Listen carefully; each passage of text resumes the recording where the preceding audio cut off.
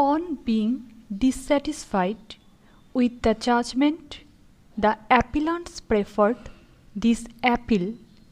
claiming therein that the learned court below committed error in convicting the appellants for the offence under section 354 IPC, when the court below had already not found the case true under section 376 IPC. It is also claimed that none of the villagers supported the prosecution case in any manner, and there is no evidence to establish the charge for the offence under section 354 of the Indian Penal Code, and as such the judgment of conviction and sentence is fit to be set aside. At the very outset, I would like to mention that learned additional sessions judge already held that the prosecution has not succeeded in proving the charge under section 376 IPC against both the appellants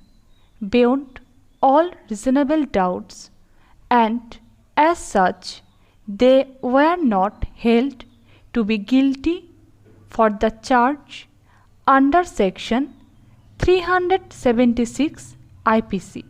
But both the appellants have been convicted for the offence under section 354 IPC. It may further be noted here that there was also allegation in the FIR about committing theft of article and a sum of rupees 1000, but no charge was framed for the offence under section 380 IPC against the appellants. I have already discussed above that the prosecution failed to establish the charge under section 376 IPC, but the appellants have been convicted under section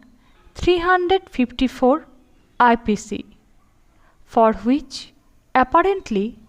there is no corroboration. PW 1 and 3, said to be present in the house at the relevant time,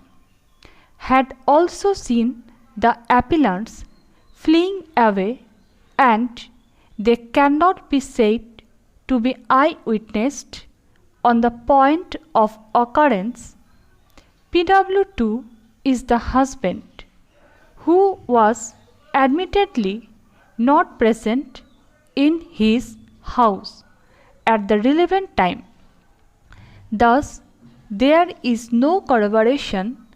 of the prosecutrix allegation, nor there is anything specific come forward to show that the appellants had indulged with intention or knowledge to outrage the modesty of the informant. It is true that both the appellants were examined under section 313 of the Code of Criminal Procedure, and a single question was put to both of them as regards to commit rape in a stereotyped manner, though there is no specific allegation against the appellant number 2 for committing rape.